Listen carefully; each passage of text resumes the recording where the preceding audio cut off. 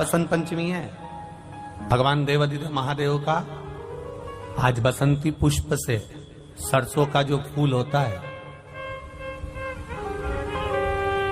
108 सरसों के पुष्प से भगवान शंकर का श्रृंगार किया जाता है या शिव को समर्पित किया जाता है।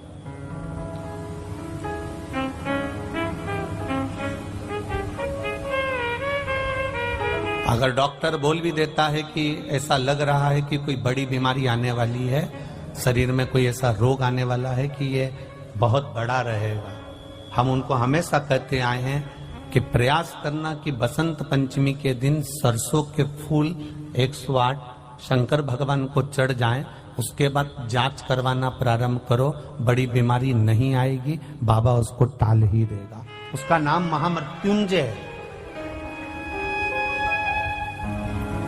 उसका नाम ही महामृत्युंजय। और हमने पहले भी बैतूल की कथा में कहा था कि सरसों का जो पुष्प होता है, कोई आप कार्य करने के लिए जा रहे हो, कोई ठेकेदारी करने के लिए जा रहे हो, उसमें भी सरसों का पुष्प देवाधिदेव महादेव के लिए बहुत प्रबल होता है, बहुत प्रबल। जी का एक नाम शारदा है, क्या नाम है? जम के बोलिए जरा। शारदा। ये शारदा नाम कहां से पड़ गया? सरस्वती माता को शारदा नाम किसने दिया था? भाई नामकरण होता है तो हमारे यहाँ तो आज भी नियम है हमारा, ये बुआ कोई नाम बताती है, मामा जी कोई नाम बताते हैं और दादाजी कुछ बोलते हैं, कोई बोलेगा टिक्कू, कोई बोलेगा पिक्कू, कोई बोलेगा कुछ, सबके नाम अपने अपने रहते हैं, कोई प्रेम से क्या बोलता है। तो सरस्वती का शारदा नाम किसने प्रदान किया था? माता सरस्वती को शारदा संबोधन किसने दिया था? माता सरस्वती को शारदा का संबोधन किस समय पर प्रदान किया गया था? जिस समय पर शंकर और पार्वती भ्रमण पर निकल रहे थे और भगवान ब्रह्मदेव सरस्वती को ढूंढ रहे थे, और माता सरस्वती को ढूंढते हुए ब्रह्मा जब भगवान शंकर की साक्षी में पहुंचे हैं, तब भगवान शंकर से ब्रह्मदेव ने कहा, आप कहीं सरस्वती को देखें तो मुझे भेजिएगा, मेरे पास में भेजिएगा। शंकर भगवान ने उसी समय पार्वती से कहा, पार्वती, जैसे एक स्त्री जो पतिव्रता धर्म का पालन करने वाली है, एक नारी पतिव्रता धर्म का पालन करने वाली होती है, पति को परमेश्वर मानने वाली होती है, पति के चरणों का रसतत्व ग्रहण करने वाली होती है, तो वो पर पुरुष का स्मरण नहीं करती। उसी तरह एक पति जो अपनी अर्धांगिनी के साथ में रहे और अर्धांगिनी के साथ चले तो पर नारी का स्मरण नहीं होना चाहिए। तो एक काम करो पार्वती, तुम उस सरस्वती को बुलाना प्रारंभ करो।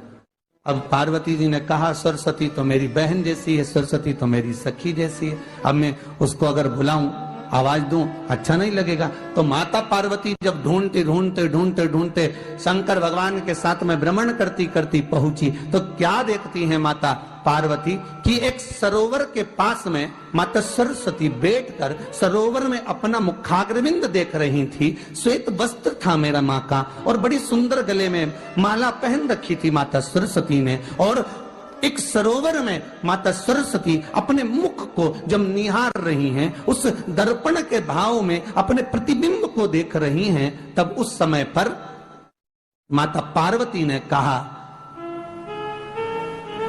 शारदा,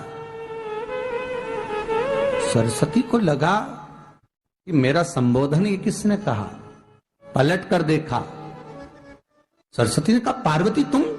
हाँ, मैंने तेरा जो दर्पण में प्रतिबिंब देखा है, तेरा स्वरूप देखा, पर तू इतनी सुंदर है, इतनी सुंदर है, पर तेरा जल में जो स्वरूप देखा ना, वो नीला दिखाई दिया, थोड़ा सा श्याम दिखाई दिया, इसलिए मैंने तुझे शारदा कह दिया। आज भी हमारे मध्य प्रदेश के कटनी और सतना के बीच में महियर में आज भी शारदा भवानी विराजमान है महाराज।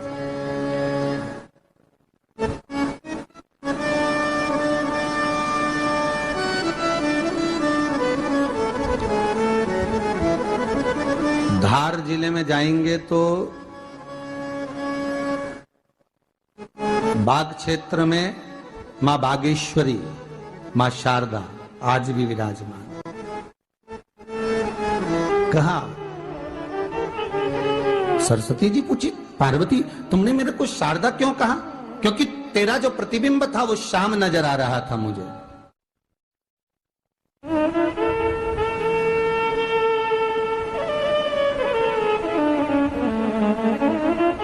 उस प्रतिबिंब को देखकर मैंने तुझे शारदा का संबोधन दिया।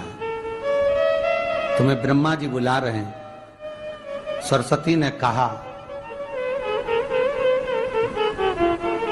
पार्वती मैया दीदी, आपने मुझे जो नाम दिया है, जगत के लोग, संसार के लोग मुझे इस नाम से जब पुकारेंगे तो ये शारदा, ये सरस्वती स्वयं उसके कंठ पर, उसके मस्तिष्क पर सदा विराजमान रहेगी, ये शारदा बनकर। इसलिए हमारे स्कूलों में, हमारे काव्य ग्रंथों में, हमारे जो कविगण रात्रि को जो काव्य पाठ करते हैं, कविता का स्मरण करते हैं, वो सरस्वती की वंदना नहीं करते, हे शारदे मां, शारदा की वंदना करते।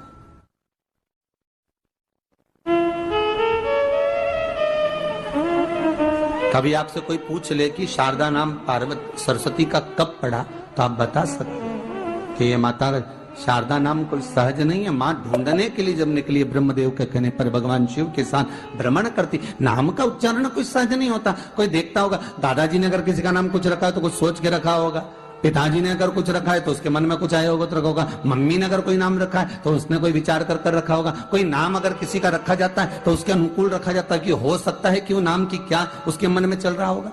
तो शारदा का संबोधन कोई सहज नहीं है। माता सरस्वती का एक नाम शारदा हुआ, इसलिए संबोधन में सरस्वती कम शारदे मां ज्यादा बोला जाता है। आप काव्य पाठ कर लो, नाम जाप कर लो, स्मरण कर लो।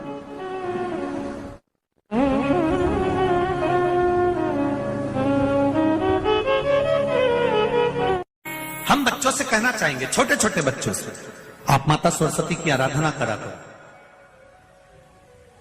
मेरे बच्चों से निवेदन है, कभी जिंदगी में अगर मौका मिल जाए और सरसों के फूल यदि आपके जीवन में आपको कहीं से प्राप्त हो जाए, सरसों के फूल जानते हो ना, पीला कलर का होता है सरसों का फूल, आप प्रयास करो सरसों का फूल। जिस दिन माता सरस्वती का, मेरी बागेश्वरी का जिस दिन प्रागट्य उत्सव हो बसंत पंचमी का, उस समय पर माता सरस्वती का स्मरण कर कर वो सरसों का फूल आप देव अधिदेव महादेव को चढ़ाइए। जैसे माता सरस्वती को ज्ञान दिया था, वैसा मेरा महादेव आपको भी ज्ञान दे। वो सरसों का फूल आप देव अधिदेव महादेव को समर्पित। कई जगह पर आम के जो झूमर होते हैं वो, कई जगह पर सरसों का पुष्प, सरसों का फूल वैसे शिव महापुराण के अनुसार अगर अपन देखें तो बड़े रोग में भी कारगर होता है। जिसको कैंसर जैसा रोग हो जाता है या किडनी लीवर जिसका डैमेज हो जाता है, इसके लिए हमने पहले भी कथाओं में वर्णन किया है। बसंत पंचमी का दिन, महाराज सरस्वती का दिन, जिस दिन जो बच्चा पढ़ने में कमजोर होता है उसके हाथ से बसंत पंचमी के दिन सरसों के 31 फूल शंकर जी को चढ़ा दिए जाते हैं तो बच्चा पढ़ने में अव्वल निकल जाता है। उसके बच्चे को कभी नहीं कह सकते कि पढ़ने बैठ, वो खुद बैठेगा। केवल आज बसंत पंचमी का दिन, एक ही दिन चढ़ता है। और बाकी के सरसों के फूल आपको मालूम है कि रोग मुक्ति के लिए तो होते ही हैं। ये तो आपको पहले भी वर्णन किया महाराज कि जब कोई एकदम रोग आ जाए और डॉक्टर एकदम बोल दे कि ये रोग भारी आ गया है और इसकी जांचें जाएंगी और फिर ये कुछ भी हो सकता है, तो क्या करा जाता था कि 108 सरसों के फूल लाकर तुरंत शंकर भगवान को चढ़ाए जाते थे महाराज। तो चढ़ाने के बाद में रिपोर्ट अच्छी आती है। ऐसा नियम है। कहीं ठेका, कोई ठेकेदारी करते हैं ना, जो ठेका भरते हैं कि भाई मेरा टेंडर